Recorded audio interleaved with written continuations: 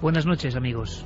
Os invitamos a un viaje eterno, que se lleva haciendo muchos siglos, porque en el inconsciente colectivo sigue residiendo la historia del viajero de otra tierra, que llega a la zona donde es posible el redivivo, el resucitado, el retornado, el reviviente, o para resumir, el vampiro. Escuchábamos un fragmento del más célebre cazavampiros, en la leyenda, en la realidad, Van Helsing. Viajeros asustados como Jonathan Harker, que escribían en un diario las experiencias y miedos al llegar a una vieja mansión con un extraño inquilino. Todas estas historias de la literatura se han colado en nuestra mente, han forjado ilusiones y miedos en noches de muchas generaciones. Lo increíble, lo alucinante, es hacer esta noche ese viaje, atravesar los Cárpatos en busca de la posible verdad.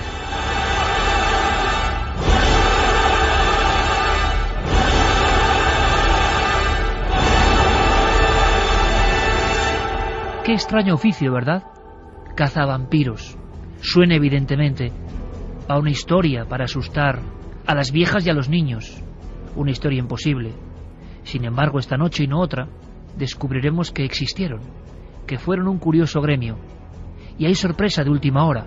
Por eso esta noche precisamente se inicia el viaje, porque un gran investigador español ha llegado a una conclusión sorprendente, que nos toca de lleno, que hila nuestra patria con la patria del vampiro. Quizá el primer cazavampiros oficial era un valenciano, un español.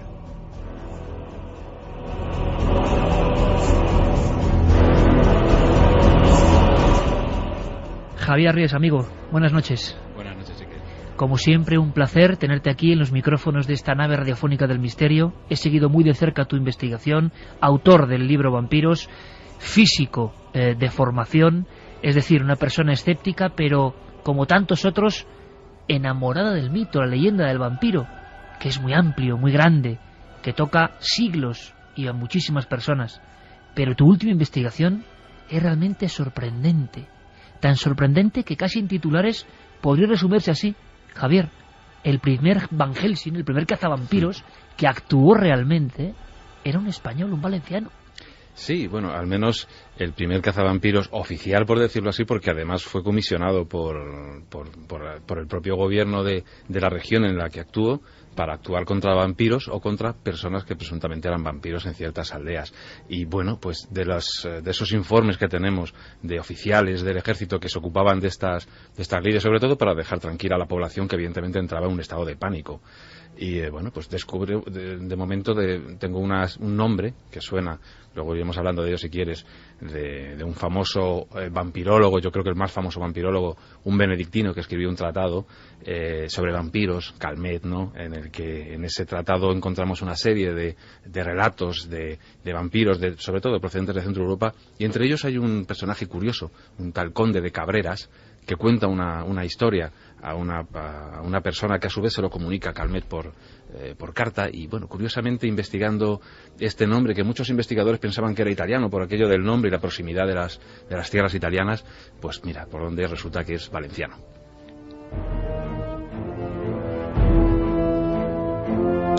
¿Cómo actuaban los cazavampiros? ¿Qué estaba pasando en aquellas aldeas? ¿Por qué en esa franja de Europa? ¿Qué arsenal o qué elementos llevaban? No eran precisamente eclesiásticos, no eran exorcistas, eran personas que actuaban concretamente. ¿Es posible que hubiese investigaciones oficiales? ¿Es posible que haya rituales de destrigoización o desvampirización de esa persona que se cree por la aldea, por los daños que ha provocado, por los fenómenos extraños, que tiene algo que es el malo, que puede revivir? ¿Es posible que estas personas hace prácticamente 300 años tuviesen ya un manual de cómo actuar? Bueno, pues yo creo que es una página de la historia tan apasionante que, como siempre, os invitamos a participar de forma activa en ella. No solo eso, después, en unos minutos, con un buen amigo desde Barcelona, trazaremos una segunda ruta de este viaje hacia los Cárpatos. Es un amigo que ha estado, podríamos llamar, en la aldea maldita. Bueno, él la llama, en un magnífico libro, Aldea Maldita. Él escribe que se ha detenido el tiempo allí.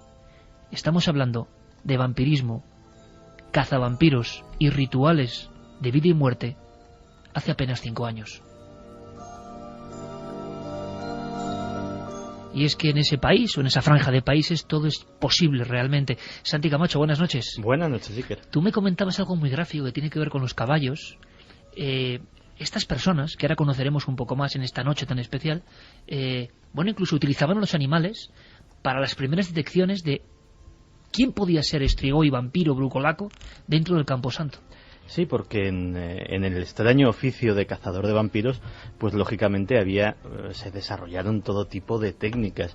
Una de las más curiosas era la forma de identificar dónde estaba la tumba de un vampiro, porque lógicamente en un cementerio no era fácil saber cuál podía contener a un presunto no muerto y cuál podía ser un cadáver absolutamente normal.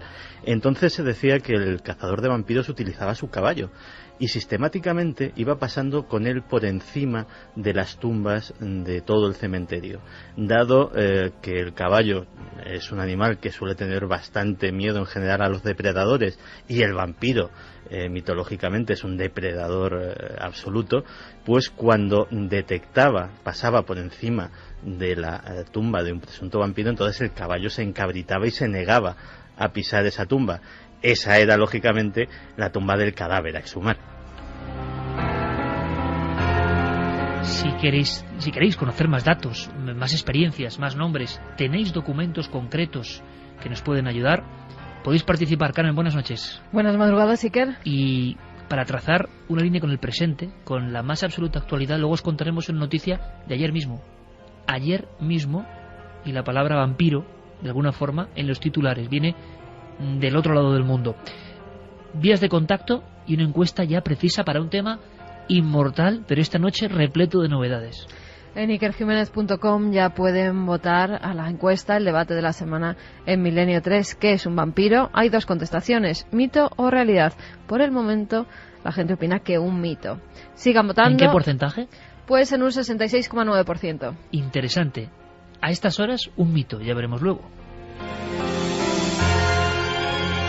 Pueden seguir votando en la web de ikerjimenez.com y también nuestras vías habituales de contacto. Milenio3 con número @cadenaser.com 27699, palabra clave milenio, espacio, vuestros mensajes y también www.cadenaser.com. Además tenemos un regalo de lujo gracias a Vértice Cine que nos ha mandado 4 entradas y 4 camisetas de La otra hija, una película en la que un divorciado se va con sus hijos a una granja y ahí empieza a suceder todo tipo de fenómenos paranormales. La otra hija, 4 packs, camiseta y entrada. Y entrada. En cualquier cine de España, pueden entrar.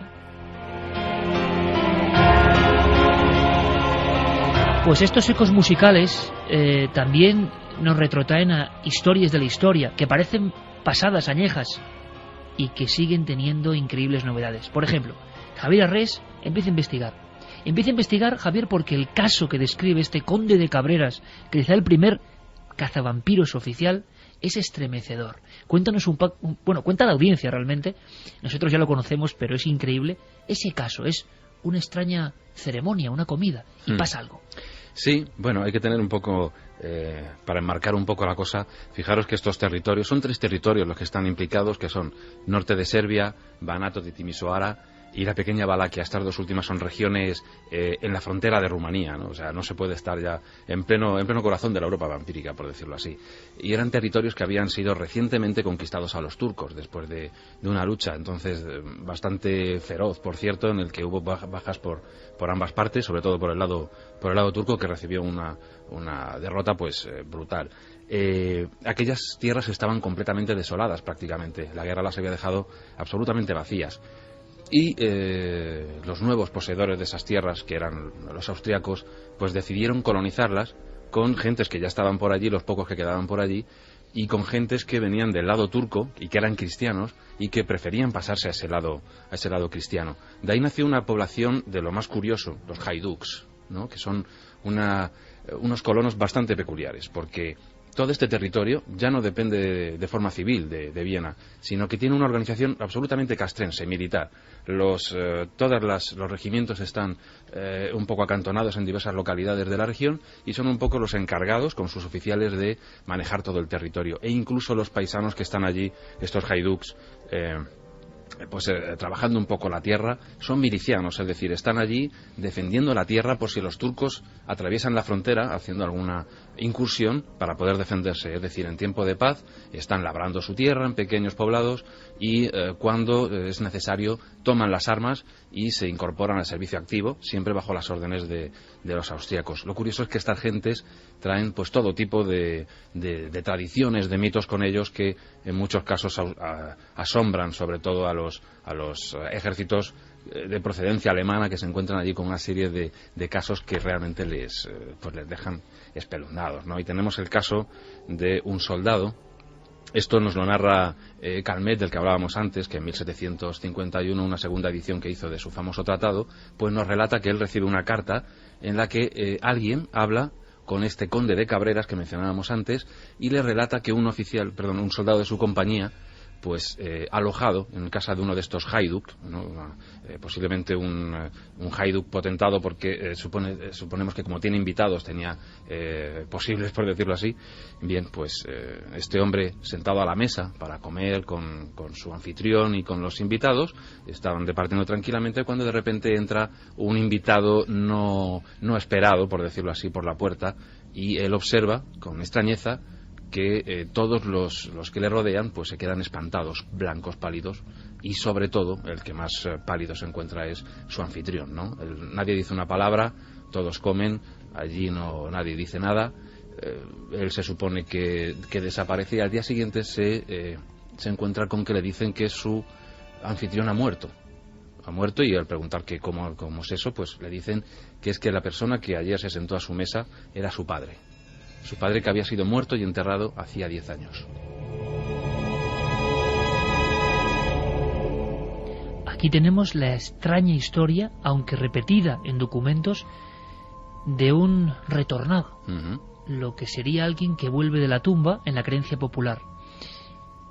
Al tener constancia de este caso, comienza una investigación oficial de ese cazavampiros que tú descubres que es, bueno, pues un español, un valenciano. Claro, bueno, pues este soldado, que seguramente pertenecía a la misma compañía que nuestro conde de Cabreras, pues bueno, asombrado y después de preguntar en la aldea, pues cuando ve a sus oficiales generales de su regimiento, les comenta el caso y lo extraño del asunto. Tanto es así, tanto intriga a los oficiales que deciden mandar a un comisario para investigar los hechos.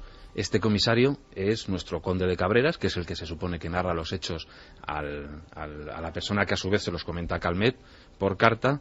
Y bueno, pues él se presenta allí con órdenes de sus oficiales, acompañado de otros oficiales, acompañado de cirujanos médicos y con una persona lega experta en leyes, pues para tomar nota un poco de lo que allí ocurre.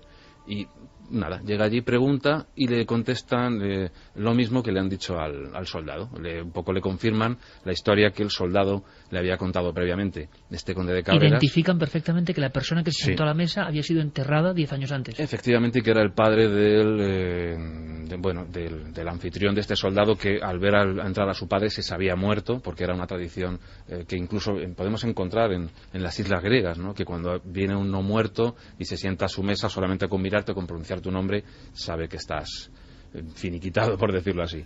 Pues este hombre no solamente investiga a la gente de la casa, pregunta por el pueblo, es decir, trata un poco de ver todo tipo de posibilidades a la historia que le han contado. Todo el mundo le confirma lo mismo, que sí, que la persona que habían visto, según los comensales, era el padre y esa persona que había muerto. Él investiga, el padre efectivamente había sido enterrado hacía 10 años y por lo tanto el siguiente paso que da es ir a comprobarlo, ir a comprobar si realmente ese no muerto está, como dicen esas gentes de ese lugar, incorrupto en su tumba. Abren la tumba, acompañado de los haiduks del local, y bueno, la sorpresa de todos es que, según aparece en el testimonio de esta gente, pues el cuerpo parece incorrupto y mostrando los signos típicos de un vampiro, con todos los ojos, boca, digamos, todos los orificios del cuerpo echando sangre.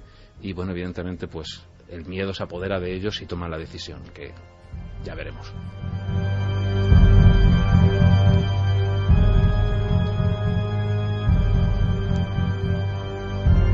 Es momento, Javier, del ritual. Exacto. ¿Qué ocurre?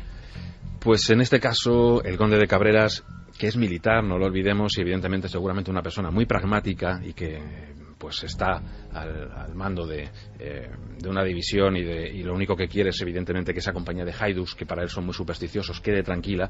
Pues me imagino que lo que hace es preguntar a los propios haiduks cuál debe ser el remedio a tomar, y aprende la primera lección de un cazavampiros. Una de ellas es cortarle la cabeza al supuesto vampiro. Así proceden. Le cortan la cabeza y vuelven a enterrarlo.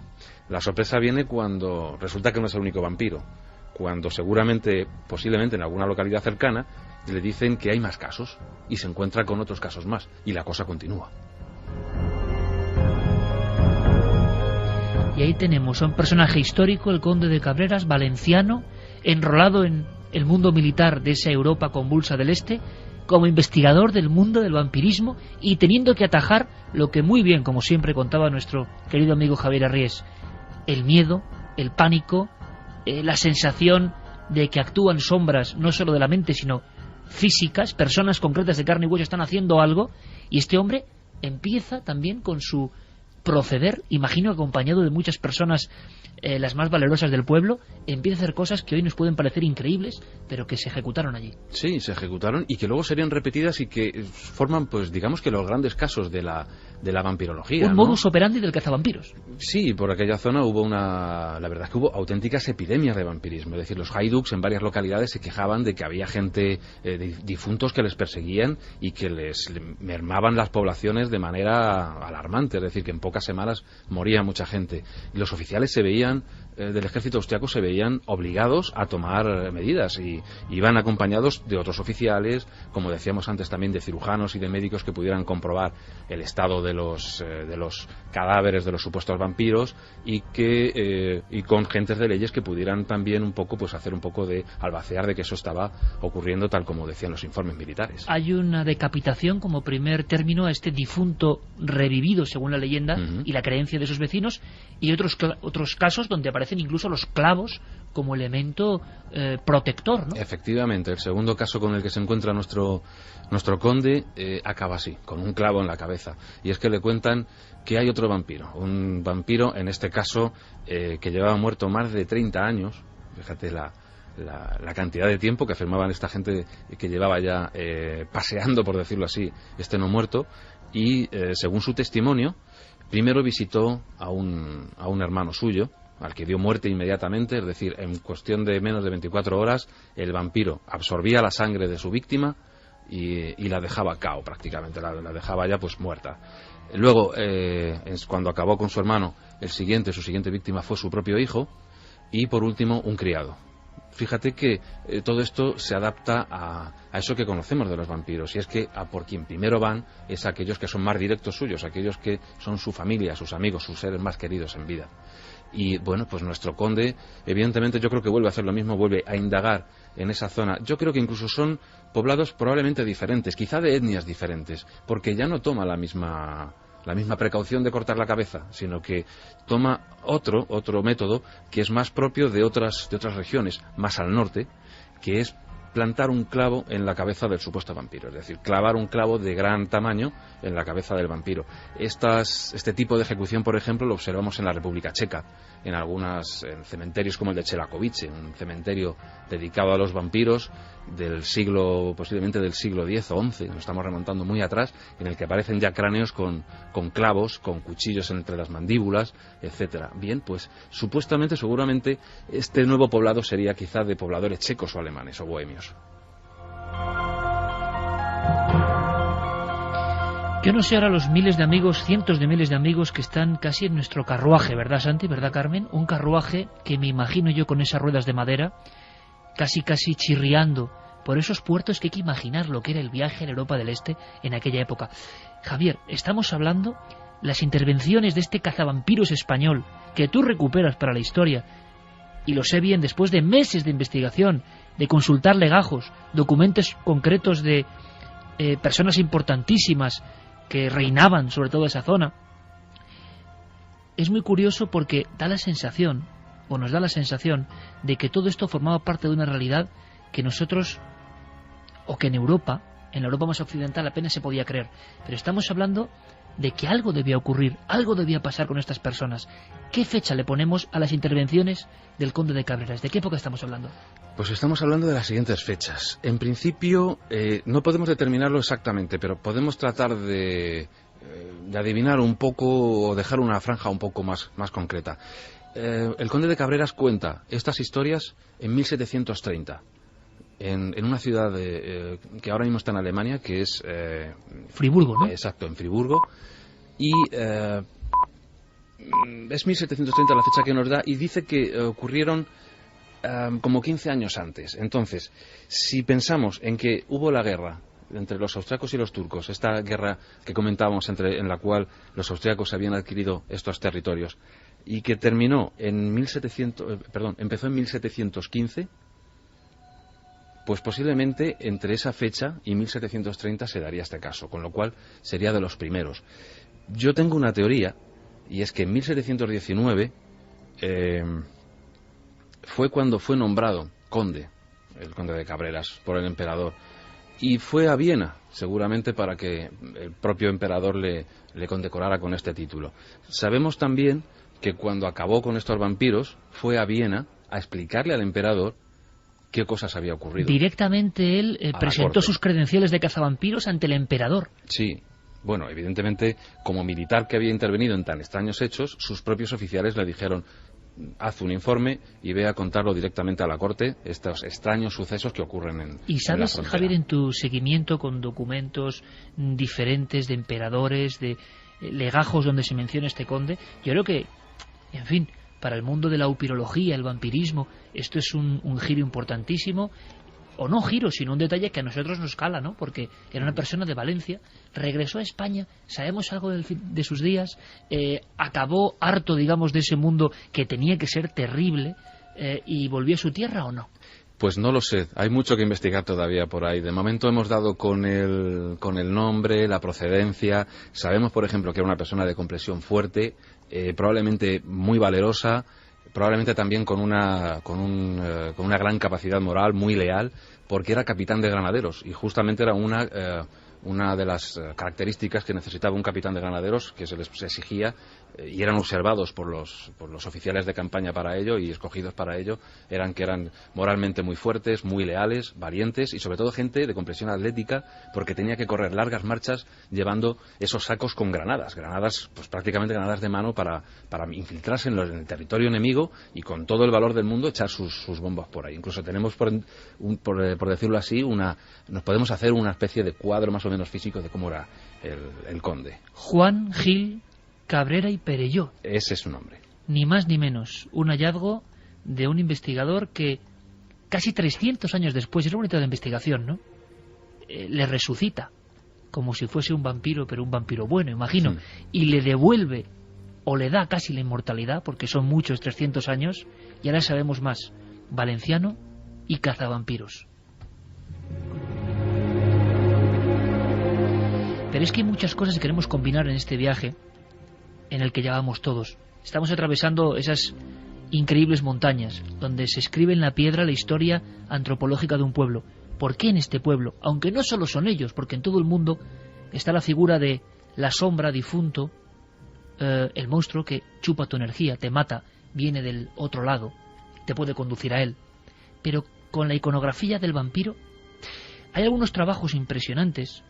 Por ejemplo, en 1926, la revista Folklore hablaba del vampiro en Rumanía. Firmaba el trabajo, el ensayo, Agnes Murgozi. Y hablaba de cosas que yo creo que produjeron un impacto tremendo. Hace unos 15 años, en la aldea de Amaraste, al norte de Dolj, murió una anciana, madre del campesino Dinu Georgita. Tras unos meses, los hijos de su hijo mayor empezaron a morir, uno tras otro, y luego los de su hijo menor. Presa del miedo, los hijos se decidieron a abrir la tumba por la noche. Cortaron a la mujer en 2 partes y volvieron a enterrarla. Pero las muertes no cesaron. Abrieron la tumba por segunda vez. ¿Y cuál no fue su sorpresa? El cuerpo estaba intacto, sin la más mínima huella de profanación. Tomaron el cadáver, lo llevaron a un bosque y lo depositaron bajo un árbol situado en un lugar apartado. Allí lo cortaron, extrajeron el corazón. De ese corazón manó sangre. Lo cortaron en 4 partes y lo quemaron a fuego junto al carbón. Juntaron las cenizas que, mezcladas con agua, bebieron. Solo entonces cesaron las muertes. Revista de Antropología Folclore, 1926. Quiero que continuemos el viaje. ¿Qué dice el público radio escucha ahora mismo de todo el mundo, que imagino que está atentísimo escuchando a nuestro amigo Javier Arries? Pues mira, Ana Belén desde Cáceres nos decía que existen vampiros es algo irrefutable. No sé si exactamente como los de las novelas, pero siempre ha habido gente que vive de absorber la energía de los demás y otros incluso peores. Alberto nos comentaba valenciano y caza vampiros. Ya sé por qué está el murciélago en muchos emblemas de la comunidad valenciana. Eduardo desde La Coruña, siempre se habla de vampiros en Europa. ¿Sabéis casos en los que los vampiros hayan emigrado a África o Asia? Enhorabuena por el programa. Ahora comentaremos alguno. José Luis Ricarte, desde Buñol, en Valencia, nos decía, estimados amigos de Milenio 3, he leído en algún sitio de la tradición rumana que describe las 1000 maneras de convertirse en un vampiro. Una persona nacida con una membrana, un tercer pezón, un rabo, un pelo extra, estaba condenado a ser un vampiro. El mismo destino se aplicaba al 7º hijo de cualquier familia, si todos sus hermanos previos eran del mismo sexo, o un bebé prematuro, o alguien cuya madre hubiera cruzado un gato negro en su camino cuando estaba embarazada. Se les llamaba Strigoi. ¿Cómo está la encuesta? Vamos a ver, vamos a actualizar esa encuesta. Pueden seguir votando en ikerjimenez.com diciendo que es un vampiro. Mito o realidad. Mito, pero ya ha bajado. 59,1%. En fin, las historias, ¿no? A la 1:36, por ejemplo. Bueno, pues ahora trazamos la segunda ruta, si os parece.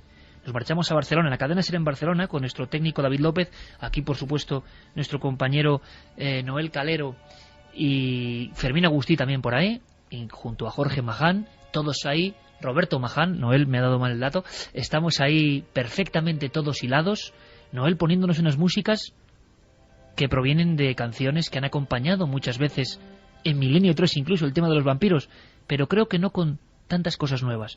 Pasamos del cazavampiros español a un español que se marchó a una aldea, que fue noticia, Marotino de Sus, y que él describe de verdad de una forma que pone los pelos de punta. Él habla de una aldea cerca de la comuna de Celaru, donde el tiempo se ha detenido, donde solo recibe silencio, y él tenía una misión como periodista y escritor, conocer la historia de Petre Toma. Petre Toma, en la víspera de Navidad del año 2003, había sido aniquilado como vampiro.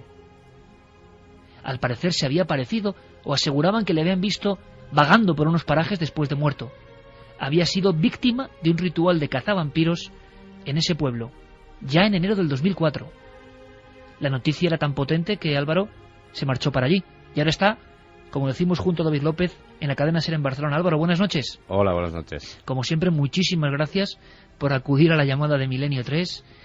Yo he vuelto a releer tu Guardianes de la Memoria, tantas veces mencionado aquí como libro ya de culto. ¿Me puedes hacer una foto, Álvaro? ¿Puedes hacer que este viaje continúe con tu Polaroid, digamos?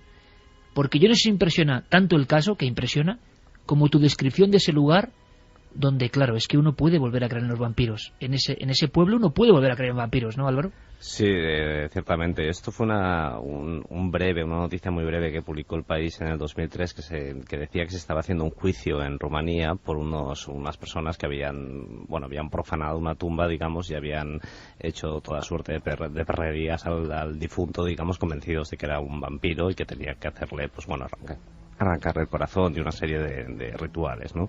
Entonces, siguiendo esta noticia, pues bueno, yo andaba buscando ese tipo de noticias para este libro que has mencionado tú y dije, bueno, me voy para allá, voy a ir a este pueblo, a ver qué pasa en este pueblo, que todavía siguen llevando a cabo rituales contra los vampiros. ¿Y qué te encuentras, Álvaro? ¿Cuál es la imagen? Pues realmente, primero me costó muchísimo encontrar el pueblo, ya no en un mapa, sino sobre el terreno. Y realmente me habían dicho, este pueblo es muy difícil de encontrar, está muy escondido, es un pueblo con muy pocos habitantes, muy apartado del exterior, y realmente, digamos, a medida que me iba acercando al lugar y yo iba intuyendo que el pueblo tenía que estar por ahí cerca porque todas las indicaciones marcaban eso, era realmente como decías, bueno, pero ¿dónde diablos está? O sea, yo tengo que estar en el pueblo. Y de pronto, digamos, tirando ya por caminos de cabras, no sé qué, no sé cuántos, aparecía el pueblo prácticamente escondido, que de hecho este pueblo, como tú has dicho antes, está en la comuna de Celaru, que Celaru viene de la palabra chelare, que significa escondite, y era un pueblo que en la época de los otomanos, como me comentabais antes, porque en realidad esta zona de la que hablamos es casi la misma zona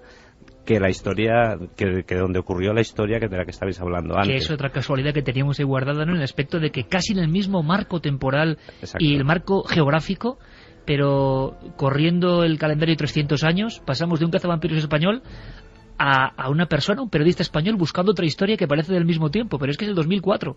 Álvaro. Exacto, pero es la misma zona y realmente esta población, este pueblecito tan apartado del exterior, digamos, pues bueno, ha conservado ciertas tradiciones y entre ellas ha conservado la creencia en el vampiro, no tanto. El problema de Rumanía es que tienes 200.000 tipos de vampiros. Todas estas aldeas perdidas o todas estas regiones han conservado una tradición oral y en cada pueblo, digamos, el vampiro o el strigoi tiene sus modalidades, por así decirlo.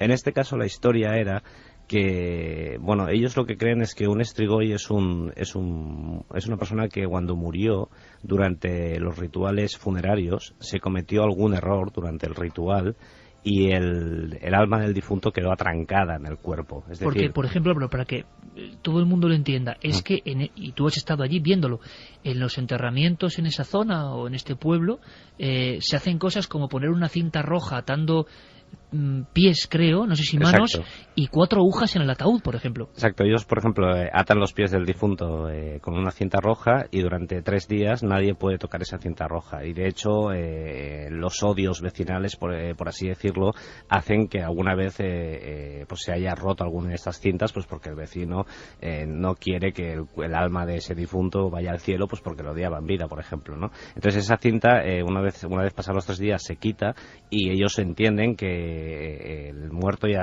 ha quedado liberado de sus pecados y a partir del 3er día, cuando se le quita la cinta, es cuando puede subir al cielo. E igualmente se entierran a los difuntos con 4 agujas de tejer en el ataúd, dentro del ataúd, una en cada esquina del ataúd, porque dicen que así los diablillos del cementerio no van a hacerle la puñeta al difunto, ¿no? Entonces tienen todo este tipo de rituales que la iglesia, son cristianos ortodoxos allí, admite, digamos, dejan que la gente lo haga, porque aunque no pertenecen al cristianismo estos rituales, pues bueno, están tan arraigados en la población que, bueno, no afecta en nada que pongas 4 agujas dentro del féretro, ¿no? Álvaro, ¿y qué hizo Petre Toma, que muere de cáncer y tú comentas que seguramente también arrasado por el alcohol? Sí. Un hombre que muere y que alguien ve después de muerto o en sus alucinaciones, pero eso se empieza a contagiar también. Claro, es que el strigoi en Rumanía es lo que digo, es un alma que se ha quedado atrancada en un cuerpo y no puede subir al cielo, y entonces lo que hace el muerto para avisar a sus familiares de que está atrancado en el cuerpo es ir a verlos por las noches y causarle todo tipo de enfermedades. Antes también habéis comentado que los vampiros los primeros que atacan es a sus familiares, pues esto es lo mismo. El muerto se levanta de la tumba para ir a sus familiares y causarles enfermedades, pero no por hacerles daño, sino para advertirles de que está atrapado en el cuerpo y necesita que hagan una serie de rituales para liberarlo. Y esos rituales, algunos de ellos, hay varias modalidades, uno de ellos es el clásico de clavarle, en este caso es una aguja en el corazón, que luego con los años se ha ido mudando en lo de la estaca, ¿no? Entonces lo que ocurrió con Petre Toma es que su nuera, 4 días después de que este hombre hubiera muerto, empezó a encontrarse mal y empezó a tener pesadillas en las que veía a Petre Toma, ¿no? Al anciano que había muerto. Y la nuera empezó a decir por el pueblo que eso era porque el anciano se había convertido en un vampiro. Entonces, de tanto repetirlo, digamos, en el pueblo, empezaron a pensar que quizás tuviera razón y decidieron ir 6 hombres decidieron ir al cementerio a abrir el ataúd y hacer la serie de rituales que era necesario hacer. Pero había un detalle interesantísimo, Álvaro. Primero, tú describes fenomenalmente el miedo, que es que nos estamos imaginando ahora a los 6 campesinos, sí, con sus azadas, sus hachas, sus estacas, yendo a ese camposanto en Marotinu do Sus, en plena noche, hace 6 años tan solo, y abren la tumba y también parece que hay sorpresa, o por lo menos eso declaran, ¿no? Bueno, ellos hay que tener en cuenta que el ritual solo puede ser hecho por la noche. Entonces ellos van por la noche al cementerio, abren el ataúd y lo que ellos dicen es que se encuentran que el difunto había sido enterrado con los brazos sobre el pecho, la típica señal de la cruz con los brazos encima del pecho, y que el difunto tenía los brazos a los lados. Luego dicen que tenía los zapatos enfangados, que tenía la boca llena de sangre y que tenía un ojo abierto. Entonces, bueno, al abrir el féretro y ver esto, al menos a la luz de la luna y a la luz de las linternas, de lo que llevaran y con toda la sugestión que llevaban, pues se asustan y se van corriendo a sus casas todos y no hacen el ritual que tienen que hacer. O sea, el ritual es abortado por la visión de la tumba de Petre Toma y, según parece Álvaro, incluso algunos de ellos estuvieron rezando oraciones toda la noche, otros acurrucados, y las propias mujeres que habían encargado también ese ritual les obligaron a regresar de nuevo, creo que el día 9 de enero del 2004. Exacto, un par de días después las mujeres diciendo, bueno, nuestros maridos no se han atrevido a matar al vampiro, pues tenemos que animarles. Entonces les dieron, que estas son las partes un poco grotescas del asunto, pero les dieron una botella de aguardiente a cada uno de ellos, y cuando se lo hubieron bebido les dijeron, vale, pues ahora os vais todos al cementerio y acabáis con el vampiro, porque esto no puede ser, el vampiro no puede estar libre por ahí. Entonces lo que hicieron ellos es irse al cementerio, ya bebidos y por tanto con más coraje, cogieron al difunto, le clavaron una horquilla en el pecho y le arrancaron el corazón, que es lo que según su tradición lo que hay que hacer. Se llevaron el corazón a un cruce de caminos, en el cruce de caminos hicieron una fogata con carbón, quemaron el corazón, las cenizas las esparcieron en un cuenco de agua y le dieron a beber del cuenco de agua a todos los familiares del difunto. Estamos hablando del 2005. Estamos reproduciendo, Santi, Javier, le dejamos un poco de pausa a Álvaro, con esta fenomenal crónica, que a mí por lo menos me pone la carne de gallina, porque ya no es entrar, incluso en la pregunta que nosotros siempre lanzamos, no existen los vampiros. Esto sí que existe, es que esto es una verdad como un templo que ha pasado. Luego cada uno que interprete con sus claves antropológicas, sociológicas, pero esa gente creía en lo que estaba haciendo, y como bien dice Álvaro Colomer, era el 2004, enero, es que es ayer. Y es curioso, Santi y Javier, se repite el ritual que acabamos de leer de la revista que reproduce también Álvaro, Folclore, año 26. Cruce de caminos y beber la ceniza. ¿Qué clave hay ahí? ¿Por qué? Pues la medicina del propio veneno. El propio veneno se supone que es el que cura la enfermedad. Por ejemplo, en algunos casos de los que ocurrían en el siglo XVIII, algunos de los vampiros se suponía que se habían restregado con sangre de un vampiro que les había atacado antes. Uno de los casos, por ejemplo, típicos es el de una mujer en una de estas aldeas que comentaba que cuando era joven y estaba en el lado turco, pues se había embadurnado después de haber sido atacada por un vampiro con la sangre del vampiro. Otro de los casos dice que comió tierra del vampiro. Y fíjate que incluso en los Estados Unidos, en pleno siglo, ya prácticamente en pleno siglo XIX, todavía había en algunos sitios, se consumían las cenizas de los corazones de aquellos que habían muerto pensando que eran vampiros para tratar de librar de la enfermedad a aquellos familiares que mostraban los mismos síntomas, que generalmente eran pues tuberculosis. Es que las enfermedades son muy importantes, hay que tener en cuenta que nosotros en la iconografía que tenemos del vampiro siempre nos imaginamos lo mismo, las dos marcas en el cuello, etcétera, etcétera, pero los indicios pueden ser muy diversos cuando entras en el terreno. Fíjate que una de las cazas de vampiros más multitudinaria y probablemente de las últimas bien registradas que hay, que fue en la isla de Lastovo, en el Adriático, que se montó una realmente importante, con todo el pueblo montando patrullas ciudadanas de caza de vampiros. Algún inocente cayó por medio y bueno, la histeria todo se desató por una epidemia de diarrea que en aquella época causaba una deshidratación absoluta y provocaba la muerte.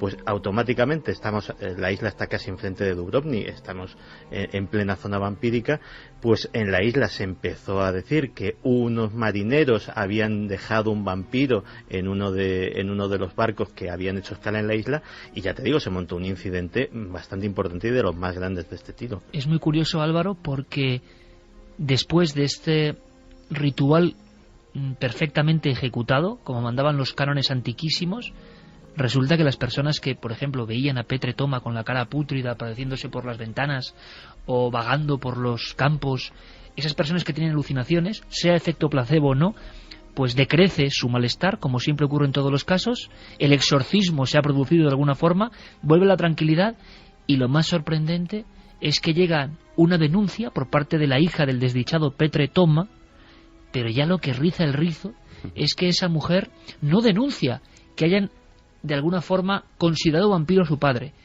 le hayan hecho el ritual de destrigoización, hayan afirmado que realmente es un muerto que no ha muerto y que vaga.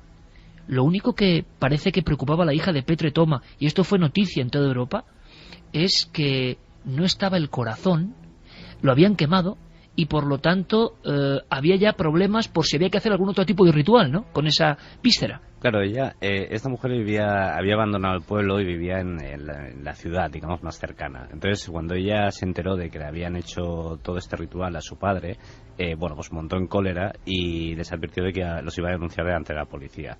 De alguna forma, ella en el pueblo era vista como una exiliada, como una desterrada, como alguien que ya no había querido vivir con ellos, y entonces en el pueblo pues también le tenían cierta inquina, por así decirlo. Entonces, ella denunció, y es cuando el caso saltó a la prensa, porque cuando se anunció que se iba a hacer un juicio de una mujer que denunciaba a unos hombres que habían hecho un ritual contra vampiros, contra el cadáver de su padre, es cuando la prensa rumana, digamos, reaccionó. Y cuando la prensa rumana reaccionó, la prensa europea reaccionó, porque realmente la noticia era muy curiosa, ¿no? Entonces empezó el juicio, y lo que todo el mundo se quedó patidifuso, digamos, cuando de golpe la mujer dice, no, yo no estoy denunciando a estos hombres porque hayan considerado que mi padre es un vampiro. Yo los estoy denunciando porque yo lo que tenía entendido es que a los difuntos, a los vampiros, hay que clavarles una aguja en el corazón. Y como estos hombres le han quemado el corazón a mi padre, yo no tengo ningún corazón donde clavar una aguja. Y por tanto, yo tengo la idea de que mi padre, su alma se ha quedado atrancada en la tierra por los siglos de los siglos, y mi padre nunca podrá llegar al cielo por culpa de lo inútiles que son estos señores. O sea, que lo que contaba Javier Arries, Álvaro, en textos y documentos del 1700 y pico, de alma atrancada y cómo sacarla de su limbo, claro, se repetía en el 2004, claro, 2005 ya con los juicios Claro, entonces hubo un juicio precisamente por esto, para ver si esta mujer tenía razón o no en denunciar a los que habían quemado el corazón de su padre. Entonces su padre, pues el alma estaba por siempre atrancada en la tierra. Fue un caso como muy interesante, a la vez también muy entretenido. Era una situación muy curiosa, digamos. Y es por esto que la prensa se hizo eco, y por lo que yo fui allí, porque la historia era tan rocambolesca que se merecía un reportaje. Y un reportaje sensacional, Álvaro. Os voy a poner un documento. Quiero que Santi, Javier, Carmen, todo el equipo, escuchéis muy atentamente. Es una pequeña, no sorpresa, porque surgió casi de casualidad, y va muy al hilo de lo que está contando Álvaro Colomer y lo que ha contado Javier Arries, y es seguir la senda de ese mito o no mito poderosísimo, imbricado en el inconsciente colectivo de un pueblo, o de muchos pueblos, que es el que muere y vuelve. Era un compañero técnico en la cadena SER, Pablo Climent, que un día, preparando un programa, empieza a recordarme una historia que a él le marcó y le produjo pesadillas. Él salía con una chica que conoció en Bulgaria, pero esa chica de Bulgaria tenía un secreto en la muerte de su abuelo, un secreto de familia que un día le confesó. Cuando Pablo Climent, buscando músicas, como siempre hacemos en las horas previas de Milenio 3, me contó aquella historia, yo, he de confesarlo, me conocéis un poco, le arrastré casi por las solapas, no quería contarlo. Por favor, tienes que contar esto, con una verdad tremenda. Él simplemente cuenta lo que su traumatizada amiga le contaba como estigma de familia. Vamos a escucharlo. Pues bueno, esta historia empezó hace unos años, en el 2002, si mal no recuerdo, por un viaje de estudios a Bulgaria, donde ahí conocí a esta chica. Y bueno, pues en fin, tuvimos una relación, y ella con el tiempo me contó una historia que le había acontecido a ella en el entorno de su familia. Y entonces esta chica me contaba que ella de pequeña se crió en el pueblo de sus abuelos, un pueblo llamado Dragosani, en pronunciación rumano Dragosani, que es un pueblo que está situado en Valaquia, pero cerca de las estribaciones meridionales de los Cárpatos. Un pequeño pueblo de unos 22.000 habitantes aproximadamente. Y cuando ella tenía 6 o 7 años, pues disfrutando de este entorno natural privilegiado, estas zonas boscosas, un paisaje, por lo poco que conozco, un paisaje muy agradable, pues su abuelo falleció cuando ella tenía la edad de 6-7 años, que tenía ella, año 85, 86 más o menos. Su abuelo falleció de una manera repentina. Parece ser, ella era pequeña, no lo recuerdo, pues pudiera ser un infarto de corazón, un derrame cerebral, una muerte, o sea, no estuvo postrado todo por un tiempo por una enfermedad, sino fue una muerte más o menos repentina. Bueno, pues a raíz de eso se desató un suceso peculiar. Ella recuerda que fue llevada de vuelta a la ciudad por un pariente suyo, por una familia suya, y ella pues estuvo un largo tiempo sin volver allí, pese a que su abuela quedó sola y pues más o menos no desatendida, pero en cierta soledad. Y bueno, ella con el paso del tiempo se enteró, precisamente por la familiar que la llevó de vuelta a la ciudad, que durante el entierro de su abuelo ocurrió un hecho muy peculiar. Consistió en que a su abuelo, antes de enterrarle, durante no sé muy bien si el velatorio o el propio entierro, el funeral, pues por no se sabe muy bien qué motivos, varios vecinos le clavaron una estaca en el corazón. Y por lo visto no una vez sino dos, estaca de madera en el corazón y por dos ocasiones. En busca de una explicación. Iker Jiménez, Milenio 3. 1:54, nuestro viaje particular a la Europa del vampiro. Javier, te estabas quedando con una cara... Año 85, 87, y el abuelo es estacado seguramente como quizá posible remedio anterior para comprobar o que no se entierra vivo a alguien o por alguna sospecha, que es algo peor, ¿no? Claro, evidentemente. Hay las dos cosas ahí. Por un lado, había un miedo desde la Edad Media a ser enterrado vivo, por supuesto. Entonces algunos dejaban la disposición de que les clavaran alguna aguja, por ejemplo, en algún órgano vital, como era cerebro o corazón, para evitar que... que se pudieran despertar, ¿no?, en ese trance horroroso de verte enterrado vivo. Pero evidentemente la tradición más antigua del destacamiento no tiene nada que ver con el miedo a ser enterrado vivo, sino con el miedo de los vivos a que el muerto se levante en vida. Álvaro Colomer, compañero, imagino que nunca olvidarás la diapositiva de no sé cómo fueron las noches en aquel lugar, al margen del caso en sí de Petre Toma, que ya era bastante. El ambiente, todo ese ambiente, si no lo vives, si no lo pisas, si no estás allí con tu libreta tomando notas, no lo puedes creer, ¿no? Esa Rumanía no te la puedes creer hasta que no la sientes. No, además hay un dato muy curioso, es que cuando yo llegué a este pueblo, yo iba con una traductora, pero era una chica muy joven de ahí, de una ciudad cercana, y ella estaba como todo el rato como muy nerviosa, me decía que estos pueblos, que eran pueblos muy cerrados, mejor no meterse y tal. Entonces, pero bueno, llegamos al pueblo y empezamos a atravesar la arteria principal, que en realidad la arteria principal era como un pueblo del oeste, de esos de las películas, de una arteria con casas a los lados y se acababa el pueblo, por así decirlo. Entonces, a medida que íbamos avanzando, nos empezaron a caer petardos en nuestras espaldas. Y bueno, no entendíamos. Yo en un momento dado pensé, no sé si es una bienvenida o es que nos están expulsando, digamos, ¿no? Y entonces al cabo de un rato apareció el alcalde o algo parecido a un alcalde y me dijo, dice, oye, ¿quiénes sois? Porque la gente se está tirando petardos y tal, y esto es cuando no es una señal de lárgate de aquí, no queremos que estés aquí, digamos, ¿no? Entonces, claro, tú llegas a un pueblo y ves que todo el mundo, a la medida que tú avanzas, va tirándote petardos desde las casas, desde las vallas de las casas a tus espaldas. Claro, el ambiente, digamos, era bastante hostil. Y luego, el nuevo Jonathan Harker llegando allí del otro mundo, ¿no? Exacto. A hacer una transacción, en este caso periodística. Claro, encima vas a explicar, vas a hablar del tema del Strigoi. Vas a tocar el tabú, ¿no? Claro, vas a tocar el tabú y bueno, digamos, me costó bastante. Al final llegó un momento, pues bueno, ya les caí en gracia y ya pues me ayudaron y no hubo problema. Pero los primeros días, las primeras horas, sobre todo, llegar a aquel lugar perdido del mundo y que todo el mundo se te ponga hostil tirándote petardos, digamos, pues la verdad es que lo pasé bastante mal. Una cosa más, Álvaro, ¿y cómo era el Camposanto? Hemos visto algunas fotos, algunas imágenes difusas, pero ¿cómo era el lugar donde fue exorcizado este Strigoi, supuesto Strigoi Petre Toma? Imposible llegar. O sea, intenté ir al Camposanto 2 veces y me salían al paso y me decían que ni se me ocurriera traer al Camposanto, que yo no era bienvenido al Camposanto. Entonces no llegué a entrar al Camposanto. O sea, mantenían su tradición... Sí. Lejana de extranjeros. Sí. Vaya historia. Es Álvaro Colomer, yo creo que una firma de reconocido prestigio en el mundo literario, en el mundo periodístico, pero que de vez en cuando disfrutamos de él en temas como Chernóbil o esta investigación absolutamente increíble y tantas otras que espero que continúen y que siempre tendrán, si él lo desea, altavoz aquí en nuestros programas. Un fortísimo abrazo, compañero. A vosotros y gracias otra vez.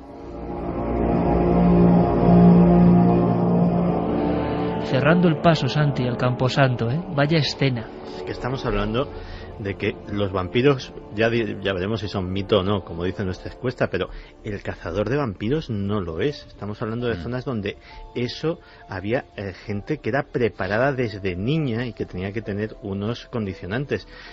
Una tradición muy bonita era que tenían que ser sabatianos, tenían que haber nacido en sábado, y entonces cuando un niño sabatiano nacía, se procuraba darle unas gotas de sangre de una oveja matada por un lobo, de tal manera que eso era como un sacramento que le investía al futuro niño como futuro cazador de vampiros. Bueno, como el tema es tan apasionante, yo creo que vamos a cortar un trocito de la segunda hora que viene con otra historia increíble, un lugar del que se está hablando ahora mismo, el Valle de los Caídos. Nosotros no vamos a hacer lo que todo el mundo hace, me imagino, que es meterse en temas de políticas y demás, que por fortuna este programa está libre de ese otro vampirismo que es el de la política, vampiro terrible. Y nosotros vamos a hablar de ese lugar como lugar simbólico, como lugar con secretos, como lugar con historias tremendas y muy poco conocidas. Hablan de que en principio pudo ser una gran pirámide, una especie de locura o no. Bueno, vamos a contarlo con nuestro amigo David Zurdo, que va a estar aquí, pero te pido Javier, que te quedes un poco, porque hay muchas preguntas, muchas cuestiones, y hay que saber algo más de ese oficio de tinieblas, los cazavampiros. Continúa nuestro viaje en busca del mito, la leyenda y la verdad. Hemos aprendido dos cosas, y es lo que nos interesa siempre: conocer historias, datos. La investigación de Javier Arries, autor del libro Vampiros, físico, investigador, comunicador, llegó hasta documentos de Carlos VI, si no me equivoco, emperadores de Austria, de toda la zona de Austria-Hungría, para llegar a saber que el primer cazavampiros posiblemente que se vio enfrascado en unas historias dignas de la novela era el conde de Cabreras, y hemos dado su nombre que resuena hoy, que resucita hoy para un montón de personas: Juan Gil Cabrera y Perellós. Perellós. Ahí está el documento, 1714-1730, La Horquilla. Investiga varios casos de difuntos que parece que vuelven. Con Álvaro Colomer viajábamos a Marotinu de Sus, una aldea perdida, maldita, donde no dejaban actuar al extranjero, donde no le dejaron pasar al Camposanto, donde todo era silencio, junto a la comuna de Celaru, que significa escondrijo. Allí 6 campesinos, después de un primer intento fallido, prácticamente desmembraron y arrancaron el corazón del que creía en un vampiro, que se aparecía en sueños y visiones de algunos familiares. Petre Toma, año 2004, víspera de Navidad. Ponemos un punto prácticamente y final a esta historia de los vampiros, como para hacer creer que a pesar del mito siguen muy presentes, viendo con las tecnologías digitales las noticias de la prensa mundial. Y nos vamos al 15 de octubre de este año, no de 1730, de este año. Nos vamos hasta Arizona, donde una pareja de un chico de 24 años y una chica de 21 pues tenían a una persona indigente, una persona sin hogar, que durante unos días lo dejaron vivir en su domicilio. A cambio, ¿qué pedían? Beber su sangre. Cuando esta persona, después de intentar ser asesinada porque se negó a darles ya más sangre, le cortaron con un cuchillo, él logró escapar, y cuando denuncia ante la policía les cuenta toda la historia, que eran muy fanáticos de las series, de las películas vampíricas, y que ellos mismos habían querido probar la sangre humana, y él, al negarse, después de haberle dado durante días pues varias veces de beber de su propia sangre, decían que en el brazo hacían una especie de corte y ellos chupaban de esa sangre, pues que le han intentado asesinar, y ahí es donde ha quedado la noticia, en Arizona. 15 de octubre, repito, o sea que el mito, impulsado por las películas, los libros, pues está ahí, más vivo que nunca, tan vivo como la sangre humana. Sabemos que hay, y lo hemos contado en este mismo programa, historias vampíricas en todo el mundo y desde el principio de los tiempos prácticamente. Casi hay tablillas cuneiformes en las viejas bibliotecas recuperadas de Nínive, de Mesopotamia, donde hablan de muertos que vuelven y que quieren o el hálito vital o chupar la sangre, para matar, para aniquilar, para seguir vivos. Es muy curioso porque la influencia de las películas es tremenda en los días que corren. De eso hablaremos un poco también en la tercera hora, en otro sentido. Revisando hemeroteca, para nuestro programa hermano, para Cuarto Milenio, es una sensación muy curiosa revisar la hemeroteca, compañeros, porque vas pasando rápidamente un sinfín de cosas, de tiempo, de cronología detenida ahí, como una membrana. En una página del caso salía un niño de Móstoles, vestido de Superman, que había saltado por la ventana, convencido de que era Superman. Es decir, cómo el celuloide, los ejemplos iconográficos de lo que es estar en la moda, en la vanguardia, influyen. Pero todo esto, como siempre, en mi opinión, es muy superior a la ficción. Siempre nos pasa lo mismo. La ficción se queda con unos elementos, los exagera. No hay más que ir a los ensayos, a los investigadores, como el caso de Javier Arries, y darse cuenta que en los puros documentos hay cosas mucho más potentes. Santiago Camacho, como acostumbra, acababa la primera hora con unos datos de estos que desde la infancia, personas preparadas para ser cazavampiros. Más documentos, más datos. ¿Ese oficio era un oficio? ¿Se pagaba por ello? ¿Podía hacerlo cualquiera? ¿Hay más personajes de los que quedan documentos? Bueno, por un lado, en el caso del conde de Cabreras, en realidad lo que tenemos es un oficial que tiene que hacer una labor de pacificación de una gente que está pues prácticamente que ha entrado en pánico colectivo y que tiene que dejarlos tranquilos de alguna manera. Pero como bien comentábamos antes, sí que hay gente dentro de la tradición de la propia cultura que realmente cree que pues son cazavampiros, y uno de ellos, por ejemplo, también son los famosos Dhampir, es decir, los hijos de vampiros, los hijos póstumos de vampiros. Se supone que son los mejores cazavampiros, que son capaces de verlos y de capturarlos de algún modo.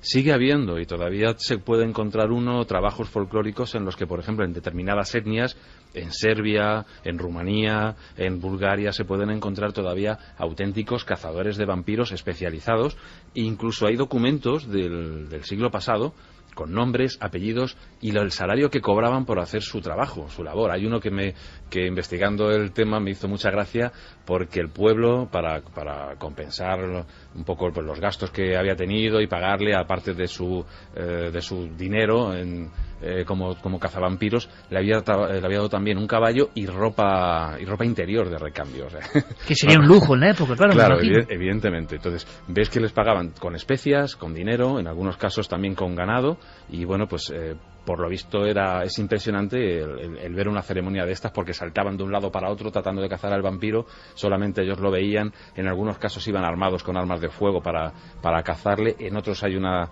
serie de rituales bastante más complejos todavía, y podían tirarse una semana entera de cacería hasta que daban con él. Y entre las etnias, por ejemplo, gitanas de Serbia, es algo bastante típico, y hay gente que tiene fama en su familia de haber tenido auténticos cazavampiros de gran renombre.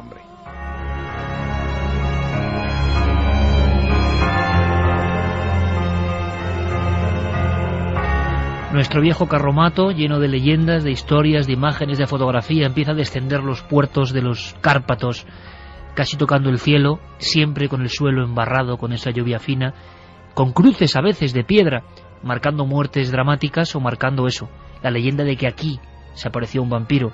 Porque también imaginamos, o nos han hecho creer, casi en un maletín, casi en unos utensilios esenciales que aparecen en todas las películas de terror, en todos los museos de cera del mundo, en todas las pesadillas, como decíamos al principio de unas cuantas generaciones. ¿Cuánto habrá de verdad? El conde de Cabreras decapita y utiliza un clavo que atraviesa la sien. ¿Sabemos algo más de otros elementos? Pues fíjate que hace relativamente poco, en el célebre sitio de subastas eBay, se intentó vender y se vendió un auténtico maletín de cazavampiros. Y es que las técnicas efectivamente eran de lo más variadas. Sobre todo llaman la atención no tanto las técnicas de ejecución como las técnicas de detección. Una de las cosas, por ejemplo, que no podía faltar en el maletín del cazavampiros era una buena provisión de sal o de ceniza para esparcir alrededor de las tumbas y ver si había pasos delatores de que en alguna de ellas había un no muerto. Pero fíjate que estamos hablando de cosas que parece que ser muy antiguas. En 2005 la Universidad Nacional Autónoma de México hizo un curso de cazavampiros, un curso universitario, obviamente orientado para folcloristas, para antropólogos, pero en el que se daban absolutamente todas las claves conocidas de este oficio. Debió de ser una asistencia apasionante, desde luego. Javier, y ya por último, antes de escuchar algunas preguntas y saber cómo ha quedado un poco, cómo va esa encuesta, ¿cuándo desaparecen? Así como los vampiros han desaparecido en la bruma del tiempo, y sin embargo el cine y la cultura popular los mantiene vivos, inmortales, con la sangre fresca siempre el vampiro vuelve, y la famosa frase que dice que el gran poder de esta figura reside en que nadie o casi nadie cree en su existencia, pero su éxito social es abrumador. Bueno, pero las figuras como los cazavampiros, que no tienen sentido en un mundo mecanicista como el actual, ¿cuándo languidecen? ¿Cuándo se empiezan a disolver en el tiempo estos curiosos exorcistas? Pues supongo que cuando la ruralización va dando paso a una urbanización, y cuando esa cultura popular, esa cultura de los pueblos va desapareciendo. Pero insisto, evidentemente nuestra cultura urbana, donde va a ir a parar es generalmente a las ciudades. Nuestras cámaras están siempre orientadas a las calles de nuestras ciudades, y en ese otro mundo que apenas conocemos, pero que es la mayor parte de la Tierra, en los campos, eso sigue existiendo, y de vez en cuando nos enteramos por cosas como la de Marotino de Sus, pero siguen ahí. El último caso, por ejemplo, de vampiros del que tengo noticia es del año pasado, en Serbia, en un pueblecito en el que se supone que 2 ancianos octogenarios que habían muerto, pues empezaron a molestar a todas las gentes de una calle de esta población, y bueno, pues la gente va con sus ajos para defenderse de él, y causó una conmoción bastante tremenda. Se fue emitido por la televisión serbia, y se podía ver pues a muchas personas del pueblo contando historias parecidas, e incluso que algunos habían visto una figura tenebrosa que intentaba colarse en las casas, dando golpes, molestando, y le achacaban estos hechos a estos 2 ancianos que habían muerto hace poco, octogenarios como digo, y la cosa sigue ahí. Y insisto, todavía se pueden ver por ahí en algunos documentales etnográficos gente que te dice o te comenta cómo hace para acabar con vampiros, es decir, que el oficio continúa.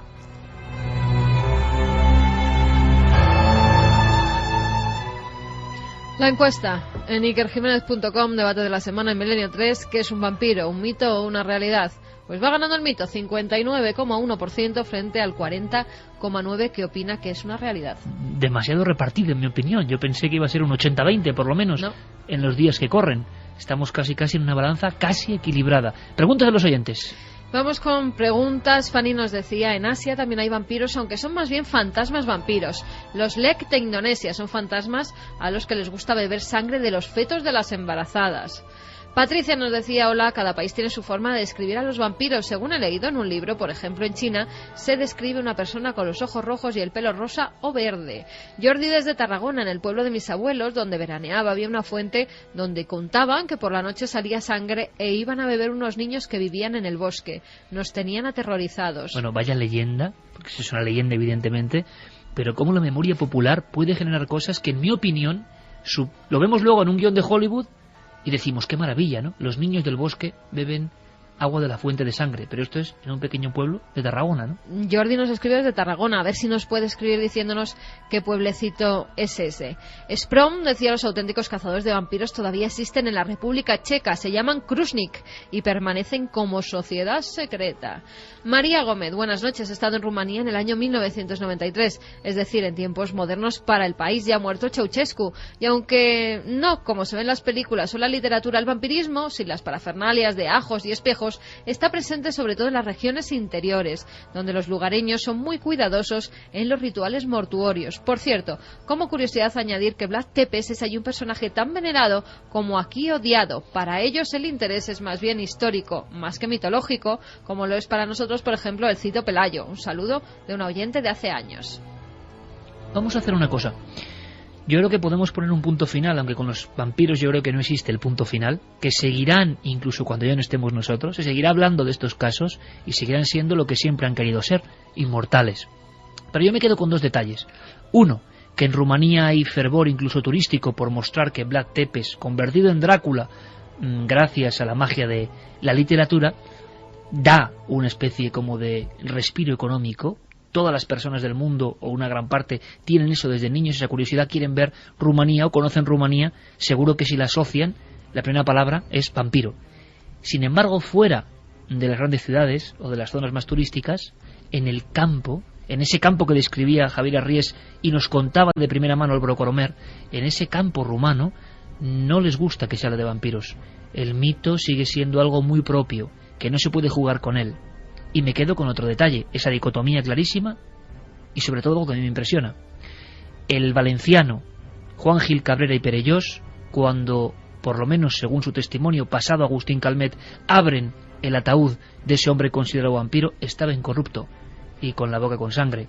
Cuando en el año 2004 esos 6 campesinos avanzando en la noche van a hacer el exorcismo al Strigoi o Brucolaco Petre Toma, se haría la luz de la luna, la noche o la sugestión, pero aseguraron cosas que periodísticamente no dejan de ser interesantes. Tenía un ojo abierto, la boca llena de sangre, los brazos colocados de diferente forma y los pies llenos de barro. y a las 2:22, que es una hora también como muy capicúe, muy vampírica, decimos adiós a nuestro querido amigo y excelente cronista Javier Arries, con el que queremos contar muchas historias seguro en esta nave del misterio. Muchísimas gracias, amigo, por tu trabajo. Creo que es al César lo que es del César, todo un hallazgo para todos los que aman, que son muchos, el mundo del vampirismo, descubrir que un primer Van Helsing fue español. Gracias. Muchas gracias a vosotros. Y nosotros en apenas unos segundos nos marchamos a un lugar, hay que decirlo, de actualidad pero también sombrío. ¿Quieres conocer la respuesta? Milenio 3 en la SER. Se incorporan nuevos amigos a esta noche de investigación. 2:23. Vamos a repetir desde contacto, Carmen, porque hoy tenemos un pack especial. Camiseta y entrada de cine. Camiseta y entrada de cine de la otra hija, gracias a Vértice Cine, que nos ha enviado pues esos obsequios para que vayan a ver una película que ya me están diciendo por internet que es muy buena, con Kevin Costner. Un divorciado que va a una granja, empieza a suceder todo tipo de fenómenos paranormales y bueno, que da bastante miedo, Iker.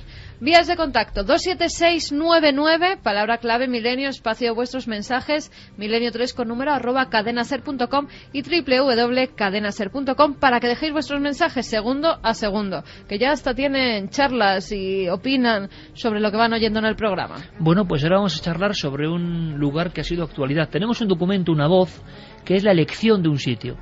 Francisco Franco, se fija en un sitio como siglos antes se fijó, por ejemplo, y no muy lejos, Felipe II. Hablaban de la boca del infierno, el Escorial, y dijo aquí. Y se habló de alquimistas, de seguidores, de las más o menos mancias esotéricas, para elegir el lugar exacto donde instaurar el Escorial. Siglos después, Franco erigió un punto para una construcción siempre polémica y que ahora ha sido actualidad, pero que tiene sus secretos, muchísimos secretos. Un día figuróse que había dado con lo que precisaba. Por fin, el risco de la Nava, a 3 kilómetros de El Escorial, le pareció apropiado en todos los órdenes. Hermosura del sitio, magnitud, aspecto imponente y bravío, que recoge el ánimo a la meditación, mas no le afemina, cercanía de Madrid y fácil acceso. El Valle de los Caídos es actualidad y noticia, lo ha sido esta semana, mucha polémica, mucha disputa. ¿Por qué? Pues porque, según ha publicado la revista Interview, entre el 6 y el 9 de septiembre se han abierto una serie de tumbas, incluso delante de los familiares de 9 republicanos que al parecer estaban enterrados en una de las criptas de la Basílica del Valle de los Caídos. El gobierno, por su parte, dice que no es así, que lo que se está viendo es en qué estado se encuentran esas criptas, esas tumbas, para intentar recuperar algunos de esos cadáveres, pero que no se han tocado en ningún momento los restos óseos de los cuerpos. Ahí viene la polémica. Gente que opina que se está profanando tumbas en el Valle de los Caídos, y por otra parte el gobierno que se defiende diciendo que lo que se va a hacer es una restauración en esas fosas. Datos concretos. Vamos a dar algunos datos, algunos números. Hombre, todo el mundo imagino que conoce el lugar, aunque yo también creo que hay muchas personas que nunca han estado allí. Elementos para hacernos una foto mental ahora mismo.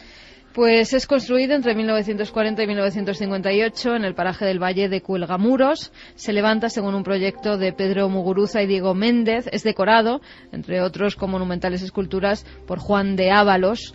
Unos 20.000 presos republicanos, según algunas fuentes, construyeron la abadía, diciendo que allí se iban a enterrar tanto republicanos como nacionales que habían perdido la vida durante la Guerra Civil. El conjunto pertenece al Patrimonio Nacional desde 1957, año en que empieza a ser visitado por el público.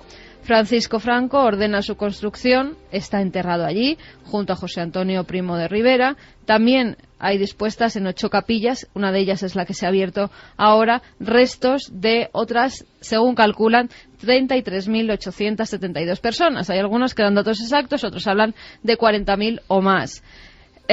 Todos lucharon en la Guerra Civil Española.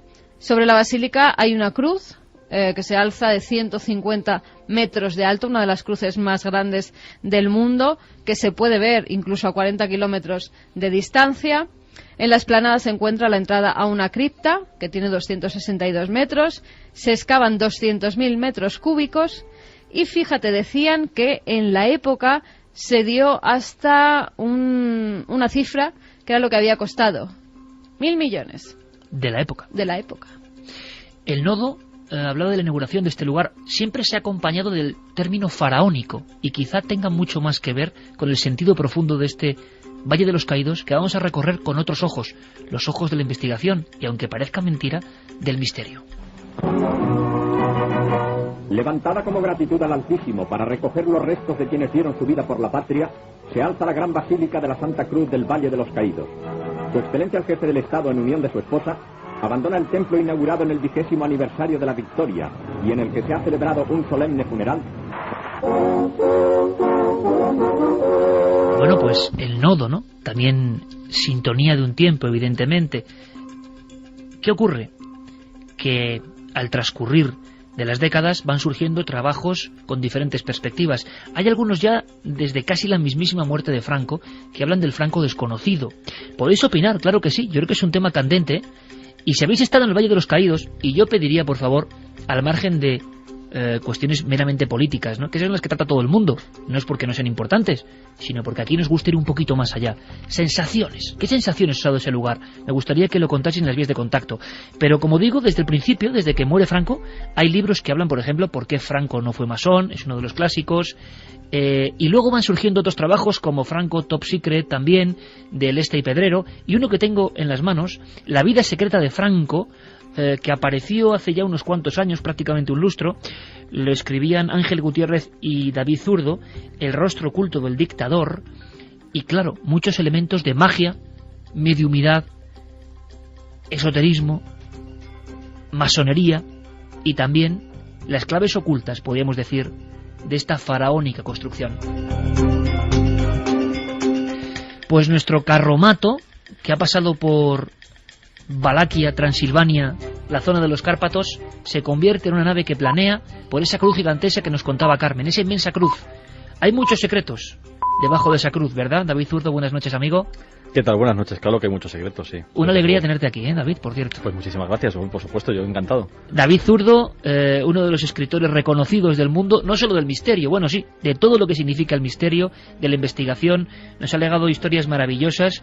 Recomiendo encarecidamente, también lo hace nuestro compañero Javier Sierra, al que mandamos un abrazo, su novela 97 segundos, ahí lo dejo.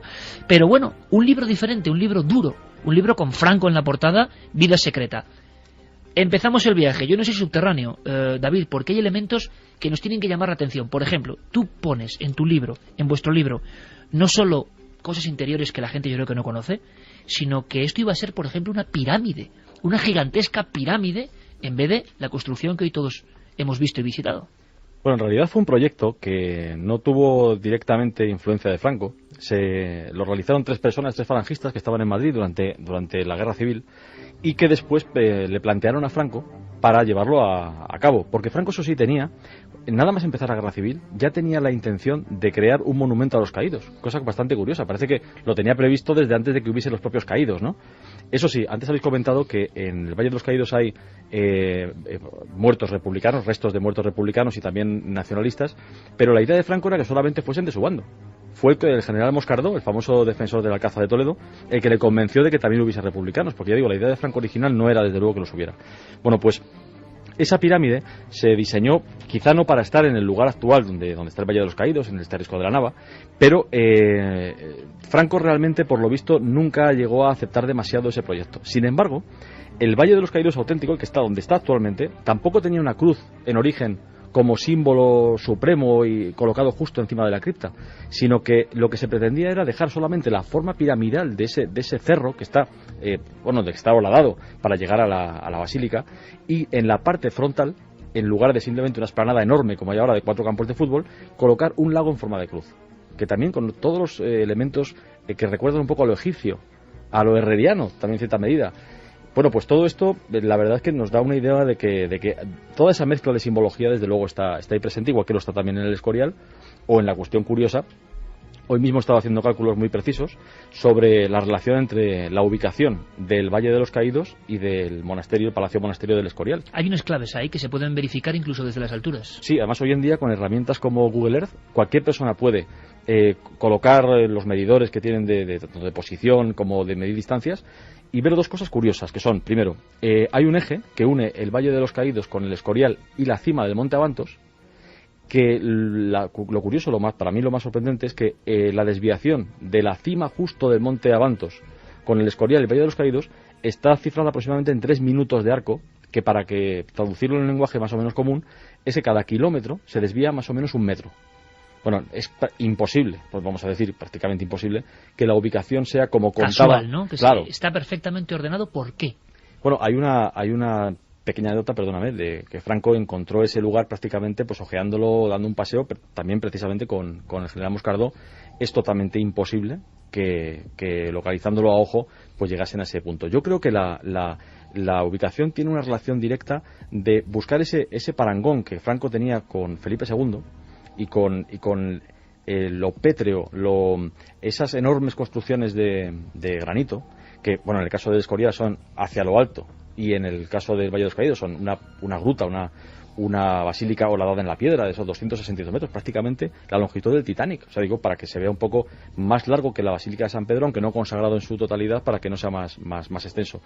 Pues yo creo que esa era una forma más de buscar esa correlación que él quería ver, Franco, en Felipe II, y que prácticamente en sus discursos hacía que los demás reyes, entre Felipe II prácticamente y ya su jefatura de Estado, como si no hubiesen prácticamente existido. Yo creo que Felipe II, un seguidor clarísimo, y podíamos hablar de eso, de la heterodoxia, una cara absolutamente ortodoxa y firme y oficial, y luego una pasión tremenda por los alquimistas, por la magia, por experimentos pagados a buen sueldo en el propio Escorial, por esa piedra. Y hablando de piedras, y hablando de Felipe II, resulta que Felipe II, y aquí hemos hablado de él, tuvo un ayudante, relojero, entre comillas, oficial, que algunos hablan de que era el auténtico Leonardo español, Juanelo Turriano. El mismo hombre que ideó autómatas sorprendentes, el mismo hombre que si veis a Toledo, amigos, Toledo siempre merece una visita, vais a ver que una de las calles principales es la del hombre de palo. El hombre de palo que era el autómata de Juanelo Turriano, que aseguran que pedía limosna por él, tan mal vivía el pobre Juanelo, o que incluso podía agredir con un movimiento de maza a quien se portase mal, quizá no dando la limosna correspondiente. El gran genio Juanelo, hay trabajos maravillosos, por ejemplo, de Baltasar Magro, que ha estado aquí en este programa, hablando de una sociedad secreta, seguidores, el círculo de Juanelo, como esos sabios herméticos, llenos de secretos, que servían al rey. Qué curioso, David, en tu libro lo vemos, en vuestro libro, que, y esto yo no me acordaba, en el Valle de los Caídos de repente aparecen piezas ciclópeas de Juanelo Turriano y por orden de Franco. Sí, son cuatro, bueno, pues digamos que columnas completamente rectas, quiero decir, son circulares, rectas, enormes, que estaban tiradas en una cantera, no se habían utilizado para nada. Hay quien cree que posiblemente pertenecían a un sistema para abastecer de agua a Toledo, pero no se ha podido confirmar. Y esas 4 piedras se llevan hasta lo que se llamó el artilugio de Juanelo, que quería alimentar de agua del Tajo a Toledo y que fue siempre un proyecto inconcluso. Parece ser que podrían pertenecer a ese sistema, pero ya digo que está sin confirmar. Y entonces se llevan al Valle de los Caídos, se llevan a la carretera que asciende hacia la Basílica.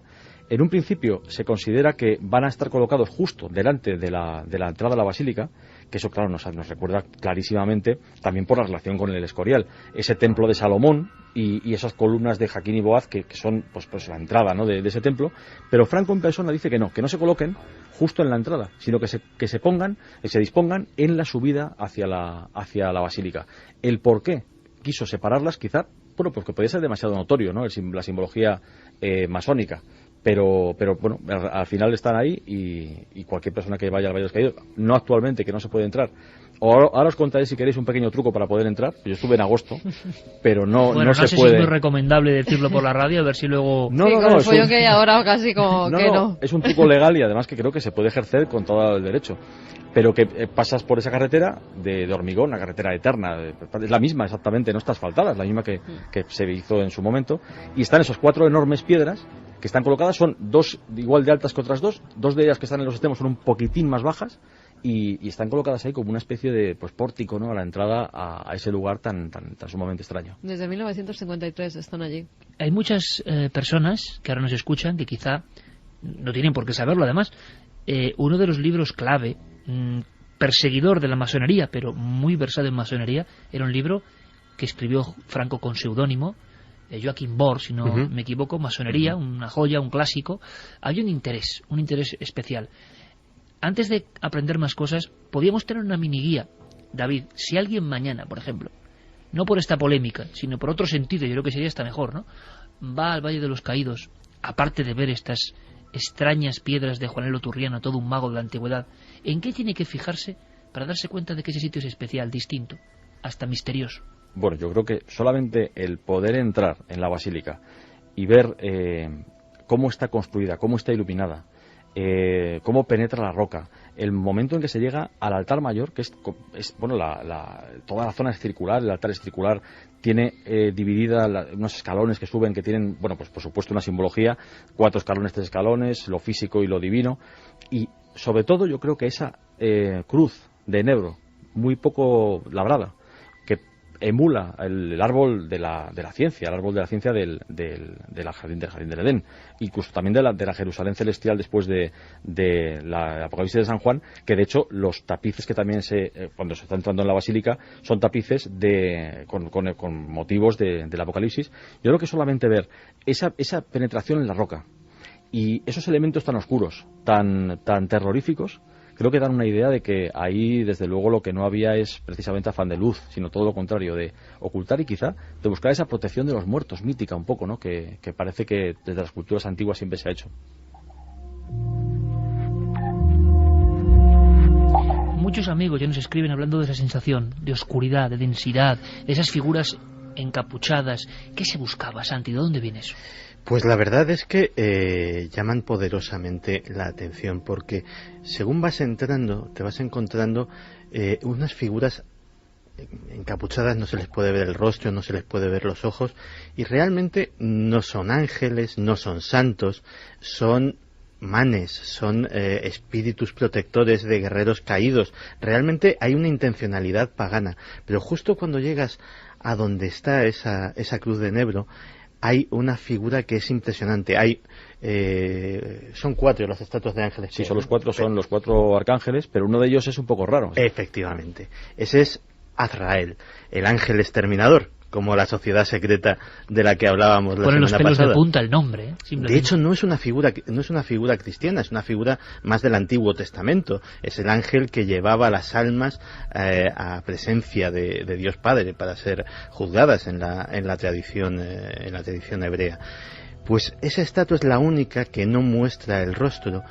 Y me acuerdo que hace unos años, precisamente para un reportaje de Cuarto Milenio, estuve con David allí. Y hablando, no vamos a decir con quién, pero con una persona que trabaja por allí, me comentó un pequeño secreto y me dijo, no te lo vas a creer, pero bueno, como trabajas en estas cosas, yo te lo digo, algunas noches la estatua de Azrael canta. ¿Y a qué se refería exactamente, Santi? ¿Que había sonidos en esa zona? Que había una melodía que parecía un canto salido de una voz humana que emanaba cuando hacían la ronda nocturna y emanaba de la zona donde estaba precisamente la estatua de Azrael, a la que parece ser que buena parte del personal le tiene especial respeto, eso teniendo en cuenta que toda la imaginería que hay allí es bastante impresionante. Es muy impresionante.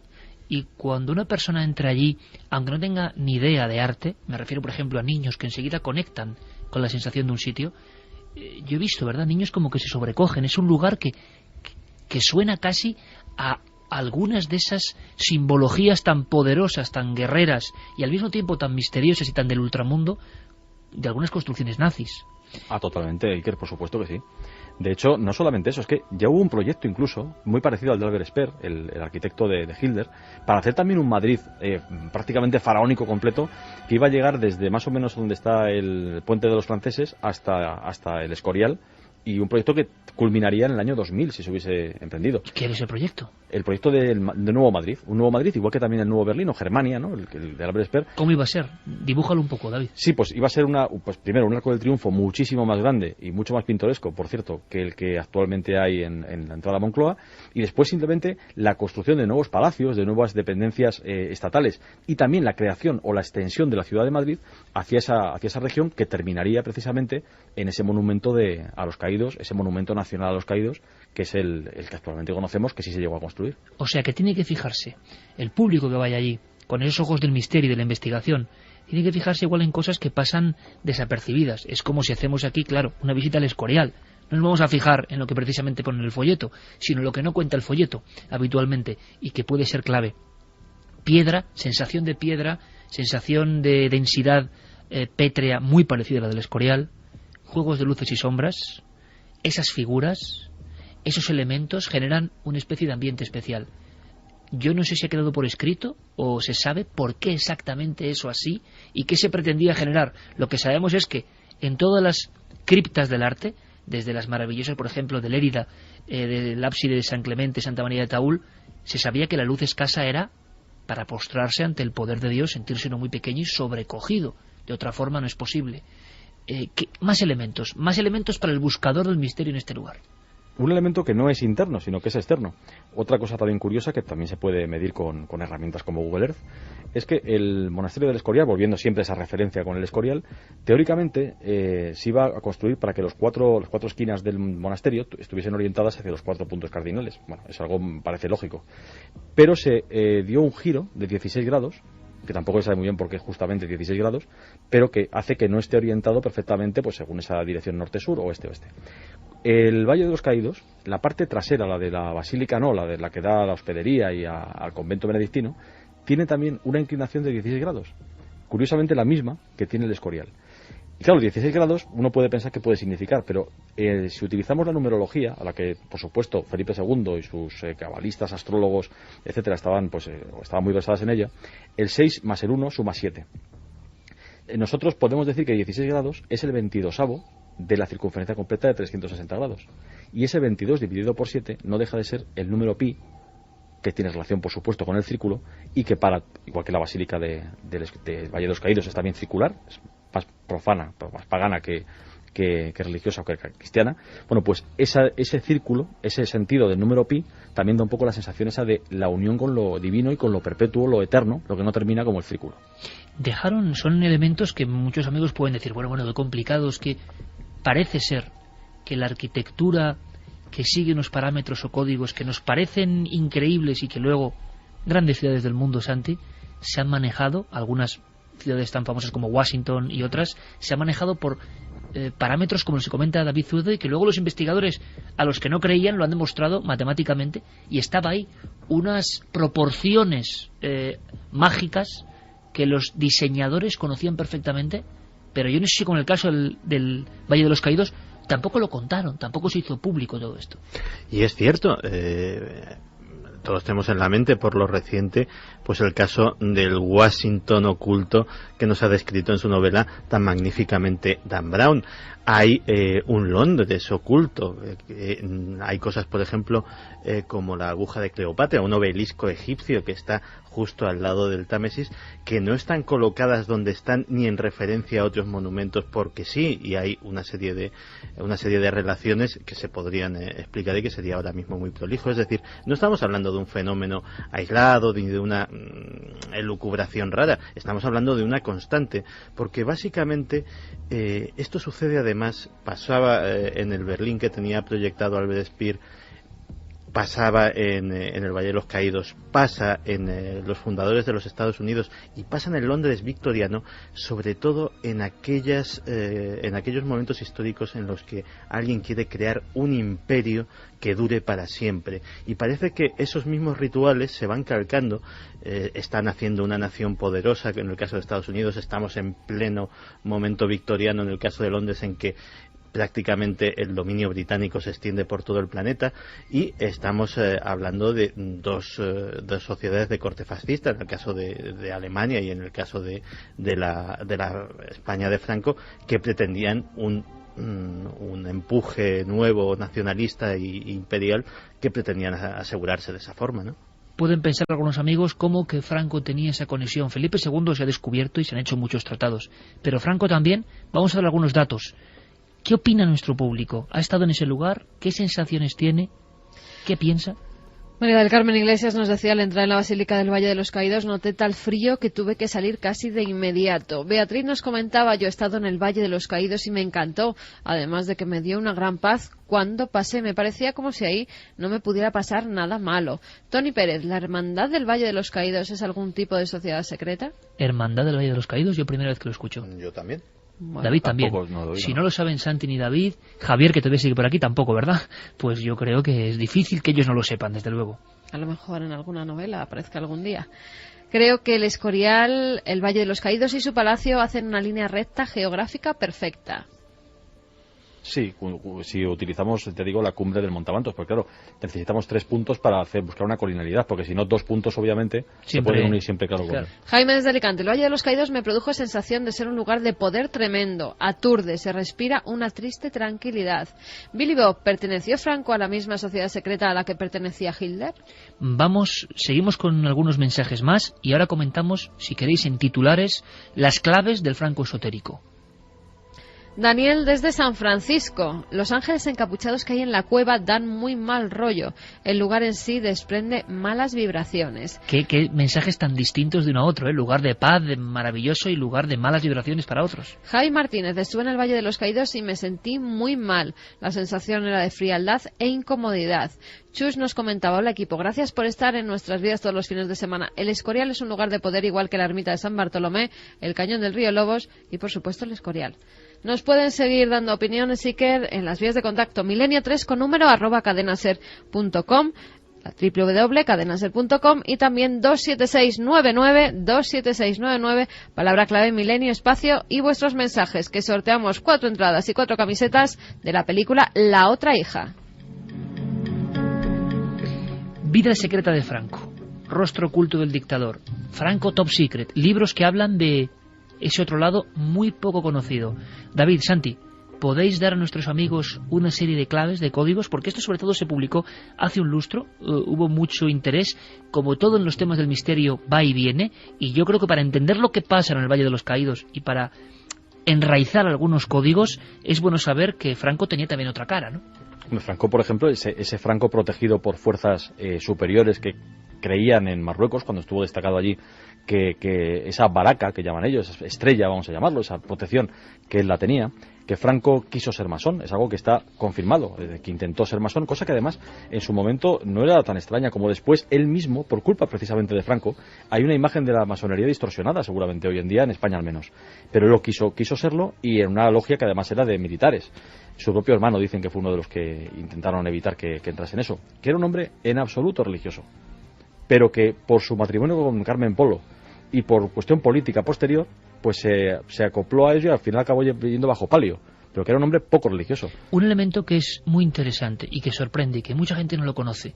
Yo hago un poco aquí de eso de la baraca, que en los países, sobre todo el norte de África, es estar con ángel, estar bendecido respecto, por ejemplo, a las balas del enemigo. Parece que muchos amigos se lo tomaban a guasa y que luego, como ocurría a Hitler, dijeron, algo tiene que pasar con este hombrecillo, que así aparece en algunos informes, por cómo se salva de las balas. Cuentan libros de importantísimos historiadores que Franco, como conocedor incluso de esa baraca, que yo creo que es mi responsabilidad, hacía algunas acciones arriesgadas personalmente, convencido de que no le iban a dar. Bueno, sí, bueno, hay un caso muy famoso que es justamente antes de estallar la guerra civil, envía a la República unos agentes a Canarias para asesinar a Franco. Lo tienen en el punto de mira, lo pueden matar y de repente uno de ellos, pues no, el que tenía que disparar, no dispara. Y después esta persona pues decía que en ese momento sintió como la necesidad de no matarle, pero es que lo podía haber matado sin ningún problema y además autorizado por el gobierno en aquel momento. Es que además la estancia de Franco en África marca mucho su vida. Ten en cuenta que todos los africanistas estaban muy en contacto con la sociedad marroquí de la época, en la que la magia era algo cotidiano y en la que prácticamente podían ver y palpar a diario los resultados de esa magia. Es célebre las consultas que hacía a Mérsida, aquella bruja medio marroquí, medio europea. Franco consultaba con esta vidente. Sí, y de hecho, en aquel reportaje incluso conseguimos pues algún testimonio de la época, ¿no? Y incluso el símbolo máximo de su reinado, por decirlo de alguna manera, el Víctor, ese anagrama, viene de allí. Viene de otro personaje, un judío sefardita, Corintio Haza, que era cabalista, experto en esoterismo, etcétera, etcétera, y que le diseña un amuleto, le diseña un talismán para que su cruzada pues tenga éxito. Y efectivamente sus propios colaboradores al principio no saben de dónde sale aquello, pero efectivamente durante los 40 años del régimen se vuelve un símbolo absolutamente omnipresente.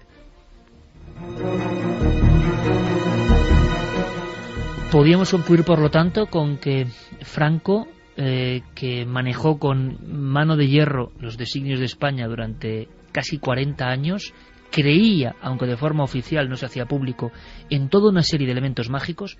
No en vano hay que pensar que su propia mujer es la que encarga la primera investigación oficial de las caras de Belmez, por ejemplo, y no hay que olvidar que él mismo pasó horas y horas trabajando en un libro para atacar, pero conocer, y parecía que conocía muy bien, la masonería. Y un libro que se convirtió en pequeño bestseller de su tiempo. Estos elementos están ahí. Estos elementos demuestran que hay una vida secreta, una vida oculta. Se habla de subterráneos, de pasadizos, quizá leyenda, David o no, de zonas muy poco conocidas del propio Valle de los Caídos, donde puede haber más secretos. ¿Parte de leyenda o no? No, bueno, es que de hecho muy poca gente sabe, ya sin hablar de leyenda como tal, que la basílica, justamente donde está la zona de los bancos donde la gente escucha misa, debajo hay unas tapas. Yo he estado allí, digamos allí mismo, debajo, y hay una instrumentación científica con medidores, por ejemplo, de inclinación, de gravedad terrestre, de marea terrestre, instrumentación incluso extranjera, no solamente española, y que es curioso porque registran, por ejemplo, en el entierro de Franco, en el 75, se produjo un movimiento de toda la montaña por la cantidad enorme de gente que estaba allí, que quedó registrado como el mayor que se ha movido, porque es que es la zona más estable de toda España, posiblemente de Europa, donde se hacen los que se controlan los gravímetros de toda Europa, en la zona precisamente de Valle de los Caídos. Precisamente has dicho, porque también es curioso, otro elemento más, ¿no? Por eso, pero claro que hay túneles, claro que hay lugares extraños. Bueno, la verdad es que es un complejo tan enorme y tan opresivo, tan sumamente extraño, con tantos números muy concretos y extraños que están siempre asociados a cosas. Por ejemplo, los 22 metros de altura justamente del túnel. ¿Por qué esos 22 metros? Antes hablábamos también del número 22, ¿no? Con el 22 séptimos, en la antigüedad, pues el número pi. Bueno, pues todo esto, desde luego, que hace que haya muchísimos elementos. Quizá, yo no sé si Franco creía en ellos o los utilizó un poco como Hitler también en su beneficio, para siempre estar atento a todo el mundo, ¿no? Al que era más creyente, pues le daba lo que quería, a los que eran requetés, pues lo que querían, o sea. Yo creo que al final, porque Franco él mismo incluso reconocía que no era, en una frase que es célebre de él, decía que el movimiento suyo no era ni de derecha, ni de izquierda, ni de centro. Que es un poco como decir, bueno, ¿qué quieres decir entonces, no? Porque bueno, él unificó hábilmente todos los símbolos todo en su favor, que estaban bastante enfrentados entre sí. Vamos a acabar con esos mensajes y me gusta mucho que hayamos salido de las arenas políticas tan convencionales, ¿no? Tan evidentes para muchos. Hay otra forma de ver estos lugares y yo estoy seguro que después de lo que han contado nuestros amigos va a haber marea de personas que en vez de preocuparse tanto de las tumbas y demás, que está muy bien, irán a ver a ese ángel exterminador y la sensación que tienen. Y eso siempre irán a ver está cuando muy bien. Les dejen, ¿eh? Bueno, cuando les dejen, claro. Porque ahora está cerrado, ¿no? Sí, puede ir el público. Dejémoslo ahí, porque si no, David, luego... No, es legal completamente. Todos los días a las 11 de la mañana se celebra una misa. Y a esa misa se puede acudir, solamente hay que decir que uno va a la misa. La Guardia Civil te avisa que si te pillan fuera de la misa te multan. O sea, que es curioso, que parece el mundo al revés un poco. Pero se puede entrar y además encima no hay que pagar entrada, porque uno va a un oficio religioso. Ya pensaba que, conociendo a mi equipo, me iban a empezar a decir cosas de levanta la valla, tira el no sé qué, porque lo conozco. Y en fin, oye, pero David con permisos, David, bueno, ya, si no, ya nos hubiéramos metido en algún lío. Tony Pérez nos dice: la Hermandad del Valle de los Caídos es una asociación de carácter civil que acepta la primacía de los valores espirituales y el sentido cristiano de la vida. Manolito desde Huelva: no es la Hermandad del Valle de los Caídos, es Amigos del Valle de los Caídos. No es lo mismo ser amigo que hermano. Bueno, pero es que ya cuando ponen palabra hermandad, ya todo el mundo se queda, ¿no? Como que da un poco miedo. Yo estuve hace 2 años y me sentí agobiada, triste, pero reconozco que impresiona y que es digno de conocer.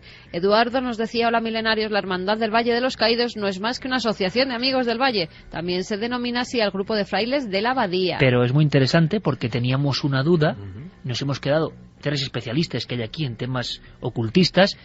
Hermandad del Valle de los Caídos, suena también a novela, no lo conocíamos, hemos sido sinceros, porque es muy típico en otros ambientes que alguien diga, sí, esto lo conozco, pero son los oyentes los que de inmediato nos salen con la respuesta. Javier Almenar, desde Valencia. El Valle de los Caídos es, junto con el Monasterio del Escorial, una de las primeras maravillas del mundo, y si estuviera iluminado como la Torre Eiffel, 20.000 bombillas, 352 proyectores de 1.000 vatios cada uno y 4 reflectores de neón de 6.000 vatios cada uno que giran, sería sin duda la primera maravilla del mundo. Como que no nos vendemos muy bien. Hombre, un amigo, no nos vendemos muy bien, pero primera maravilla del mundo. Un amigo que había recorrido... Hay que tener en cuenta que es una sepultura, también vamos a... Y arquitectónicamente hablando no tiene ningún valor, cualquier arquitecto lo puede decir. Está al lado del Escorial, por ejemplo, claro, ¿no? Claro. Que decía que un amigo suyo que había recorrido muchos países, que era posiblemente la construcción más grandiosa del siglo XX. Bueno, pues es un misterio, incluso la propia frase del amigo.